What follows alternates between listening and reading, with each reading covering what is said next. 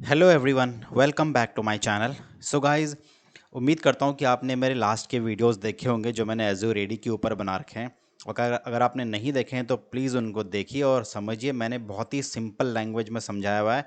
और इनफैक्ट सिर्फ ये वाले वीडियोस नहीं, मैंने एज़्योर की जो प्लेलिस्ट बना रखी है वो स्टार्टिंग लेक्चर 1 से लेकर अभी तक के जो लेक्चर्स हैं सारे के सारे मैंने बहुत ही ईजी लैंग्वेज में बता रखे हैं, तो आपको ईजिली समझ में आ जाए और आप एक प्रोडक्शन इन्वायरमेंट में आप काम कर सको। ओके, तो चलिए इस वीडियो में बात करते हैं अपन एज्योर एडी कनेक्ट फीचर्स के बारे में।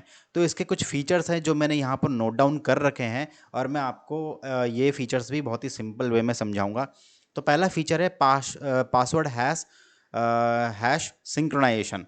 तो दोस्तों ये कैसा होता है कि एक तो होता है पासवर्ड और उस पासवर्ड का भी एक हैश होता है। तो क्या होता है, ये फीचर क्या करता है कि आपका ऑन प्रेमिसेस एक्टिव डायरेक्टरी के जो यूज़र्स हैं वो क्या करता है, सिंक्रोनाइजेशन के टाइम पे उन पासवर्ड से हैश जो है एक्सट्रैक्ट करता है, उनको इनक्रिप्ट करता है और उसके बाद आपका एज़्योर एडी में उसको सिंक्रोनाइज करता है। ये फीचर जो है आपका बेसिकली माइक्रोसॉफ्ट O365 जैसी सर्विसेज के सर्विसेज को एक्सेस करने के लिए काम आता है।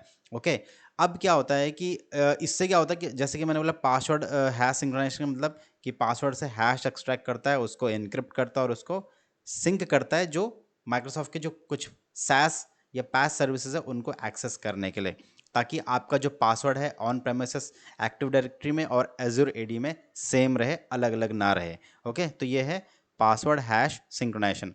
दूसरा है पास थ्रू ऑथेंटिकेशन।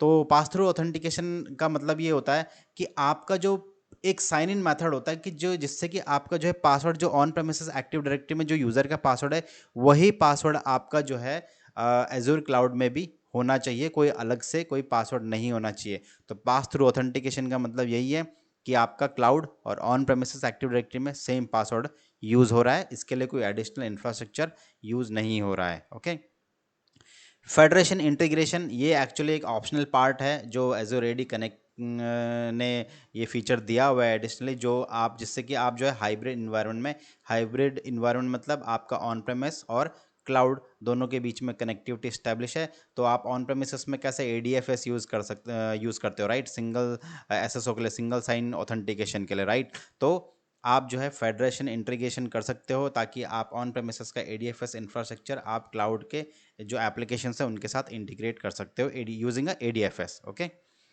अगला है हमारे पास सिंक्रोनाइजेशन।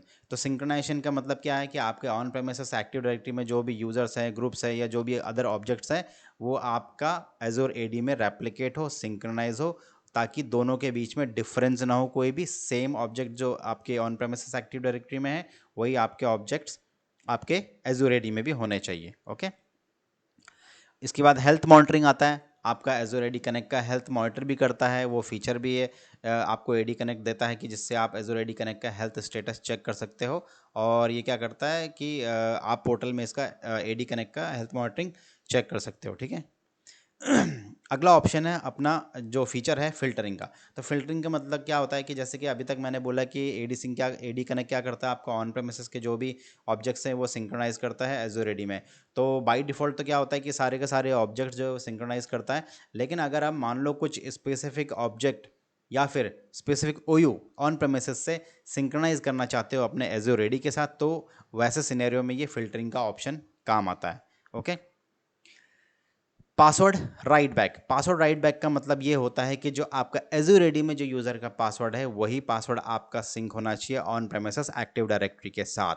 तो ये होता है पासवर्ड राइट बैक, मतलब एज़्योर एडी से ऑन प्रेमिसेस एडी में जो यूज़र है, क्योंकि यूज़र तो जब एक बार सिंक्रोनाइज हो जाएगा तो दोनों जगह यूज़र सेम रहेगा, राइट। तो आप अगर एज़्योर एडी में पासवर्ड चेंज करते हो तो पासवर्ड राइट बैक क्या करता है, वही पासवर्ड सिंक्रोनाइज करेगा वापस से ऑन प्रेमिसेस एक्टिव डायरेक्टरी में। ओके, डिवाइस राइट बैक क्या करता है, ये आपका जो डिवाइसेस है उनको ट्रैक करता है जो डिवाइस आपके एज़्योर एडी में रजिस्टर्ड हैं। यानी कि इस सिनेरियो में बताऊं, जैसे मैंने यहाँ पर लिखा हुआ है कि मान लो आपके पास एक एप्लीकेशन है जिसको आप एक्सेस देना चाहते हैं किसी यूज़र को, तो उसी यूज़र को एक्सेस मिलेगा उस एप्लीकेशन का जिसका डिवाइस रजिस्टर्ड रहेगा।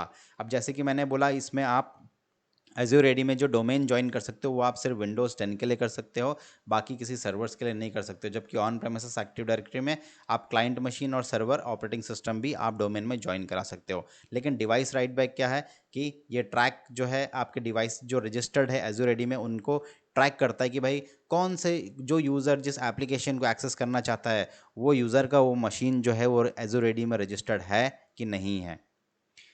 लास्ट फीचर है अपना ऑटोमेटिक अपग्रेड। ये मेक श्योर करता है कि आपका जो ऑन प्रेमिसेस में आपने जो मेंबर सर्वर पे एडी कनेक्ट इंस्टॉल किया हुआ है वो सारे के सारे लेटेस्ट बाइनरीज हैं, अप टू डेट होना चाहिए और लेटेस्ट रिलीज होना चाहिए, उसमें लेटेस्ट फीचर होना चाहिए।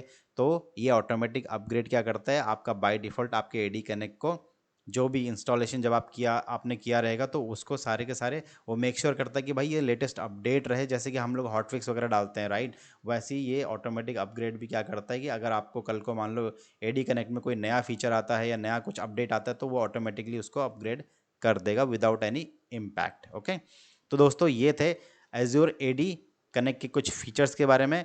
मैं ये फीचर्स जो है ये मैं डिस्क्रिप्शन में भी डाल दूंगा, आप वहाँ से कॉपी पेस्ट कर सकते हो और समझ सकते हो। और उम्मीद करता हूँ कि मैंने आपको ये फीचर्स बहुत ही ईजी लैंग्वेज में समझाए होंगे। तो इस वीडियो में इतना ही। अगर आपको ये वीडियो अच्छा लगे तो प्लीज़ वीडियो को लाइक कीजिए, शेयर कीजिए और सब्सक्राइब कीजिए, आपकी चॉइस है। ओके, तो मिलते हैं अब अगले वीडियो में। अगले वीडियो में हम लोग इसका एडी कनेक्ट का लैब करेंगे। तो इस वीडियो में इतना ही। So thanks for watching this video.